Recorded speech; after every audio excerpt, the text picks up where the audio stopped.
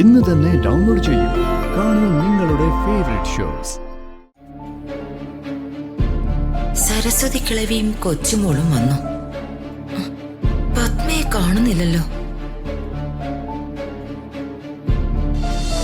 മറ്റുള്ളവരെ വിഡ്ഢികളാക്കാനേ ചിലരിവിടെ ലക്ഷ്യമിടുന്നുണ്ട്. അതാണ് അവര് കാണിക്കുന്നത്. ചേച്ചി എന്തായി പറയുന്നത്? എനിക്കൊന്നും മനസ്സിലാവുന്നില്ല. നിനക്കല്ലെങ്കിലും പലതും മനസ്സിലായി വരാൻ കുറച്ച് സമയമെടുക്കും. നീ മനസ്സിലാക്കി വരുമ്പോഴേക്കും കാൽക്കീഴിലെ മണ്ണങ്ങ് ഒലിച്ചു പോയെന്നിരിക്കും. ഇന്ന് അവളുടെയും ആ തള്ളയുടെയും കള്ളക്കളി ഞാൻ വെളിച്ചത്ത് കൊണ്ടുവന്നിരിക്കും. എന്നാ ഞാൻ ഇറങ്ങട്ടെ പ്രതാപ. ശരി.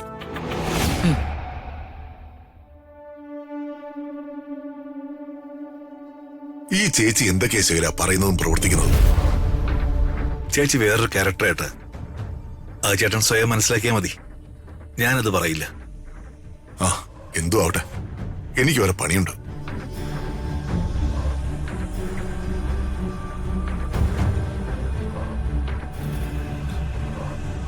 അതെന്തിനാ ശേഖരേട്ടൻ പ്രതാപേട്ടനോട് അങ്ങനെ പറഞ്ഞേ?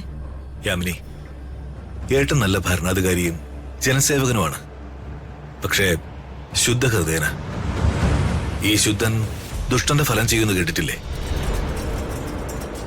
ഏട്ടന് സ്വസ്ഥത കിട്ടണമെങ്കിൽ ഏട്ടനെ ചേച്ചിയോടുള്ള ഈ അന്ധമായ സ്നേഹവും വിശ്വാസവും മാറ്റിവെക്കണം. ഇല്ലെങ്കിൽ വലിയ ആപത്താ ഇനിയും വരാൻ പോകുന്നത്.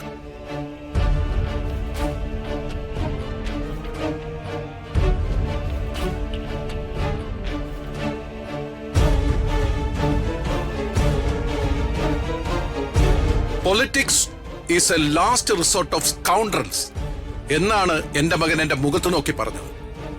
ഞാനൊരു അക്ഷരം എതിർത്ത് പറഞ്ഞില്ല. അവൻ പറഞ്ഞത് ശരിയല്ലേ? അതെ അതെ.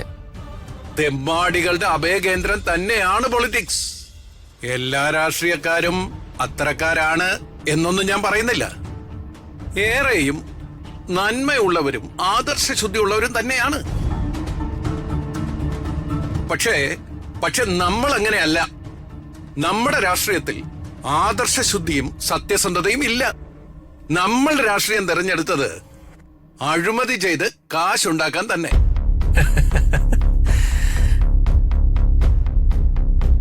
എന്താടോ താൻ ചിരിക്കുന്നേ? അല്ല, സാറ് സത്യം പറയുന്നത് കൊണ്ടുള്ള സന്തോഷം കൊണ്ട് ചിരിച്ചു പോയതാ. ഓ മണിക്കുട്ടൻ ആ വർമ്മയുടെ കൂടെ നടന്ന ആളല്ലേ? അതുകൊണ്ടാ തനിക്ക് ചിരി വന്നത്. അവന്റെ പുറകെ നടക്കുന്നവർക്ക് 10 പൈസയുടെ പ്രയോജനം ഉണ്ടോടോ മണിക്കുട്ട? അയാള് ഹരിശ്ചന്ദ്രനല്ലേ സാറേ? ഓ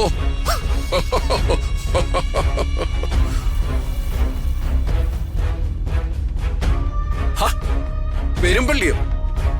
വാടോ.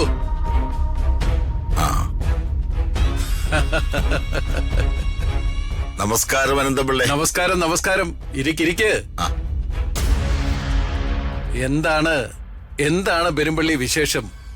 അത് തനിക്കെതിരെ ഒരു റൂമർ പരക്കുന്നുണ്ട്. ഞാൻ അതിനെക്കുറിച്ച് പറയാനാ വന്നത്. റൂമറോ?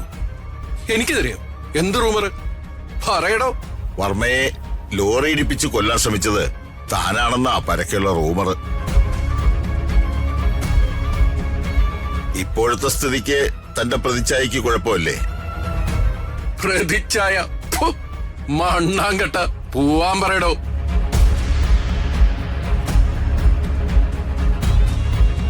ഞാൻ അതൊന്നും അല്ല ഇപ്പൊ ആലോചിക്കുന്നത്. അതു വച്ചൊരു മുതലെടുപ്പ് നടത്തിയാലോന്നാ. ഞാൻ ഇന്ന് തന്നെ പ്രതാപവർമ്മയെ കാണാൻ അയാളുടെ ഓഫീസിലേക്ക് പോകുന്നുണ്ട്. അയാള് എന്നോടുള്ള ദേഷ്യത്തിലായിരിക്കുമല്ലോ ഇരിക്കുന്നത്. ഞാൻ വർമ്മയുമായി കുറെ കാര്യങ്ങൾ സംസാരിക്കും. ഞാൻ അയാളെ വല്ലാതെ അങ്ങ് ഇറിറ്റേറ്റ് ചെയ്യും.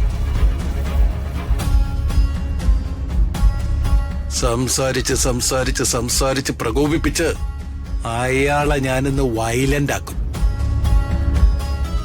ഒടുവില് അയാളെന്റെ ദേഹത്തേക്ക് കൈവെക്കുന്ന സിറ്റുവേഷനിലേക്ക് ഞാൻ കാര്യങ്ങൾ കൊണ്ടെത്തിക്കും.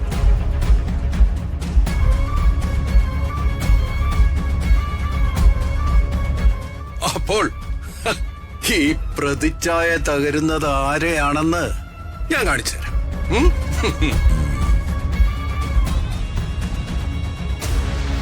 എടോ, രഹസ്യമായിട്ട് ആ മീഡിയക്കാരങ്ങ് വിളിച്ചേക്ക്. ശരി സാർ. ഇതിപ്പോ തന്നെ രാജുവിനെ വിളിച്ചറിയിക്കണം.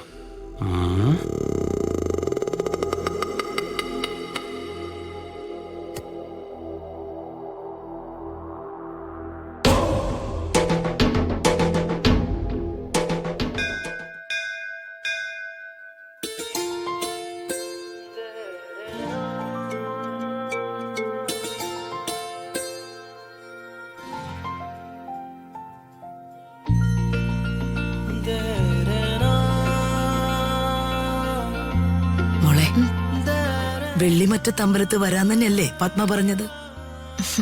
അതൊക്കെ വരും അമ്മമ്മേ. എന്നാ ഞാനേ വഴിപാടിനുള്ള രസീത് എഴുതിക്കട്ടെ. ഞാനും വരാം. വാ. ദേ, അവിടെയാ.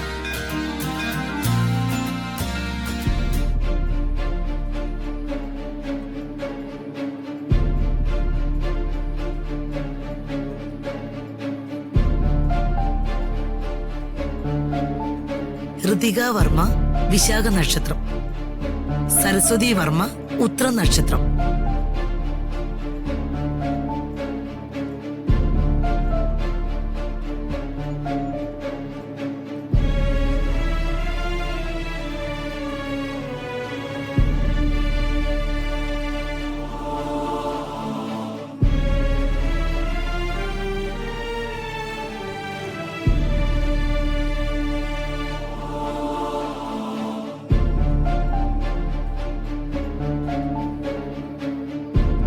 സരസ്വതി കിളവിയും കൊച്ചുമോളും വന്നു. പത്മയെ കാണുന്നില്ലല്ലോ.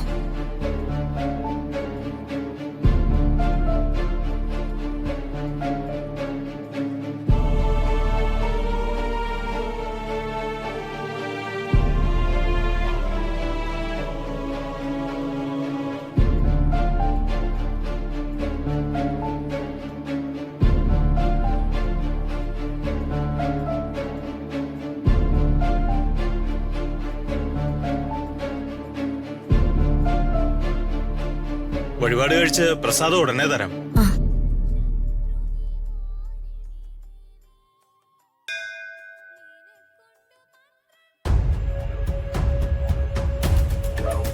ഭഗവാനെ, എന്റെ മക്കൾക്കൊരാപത്തും വരാതെ കാത്തോണേ.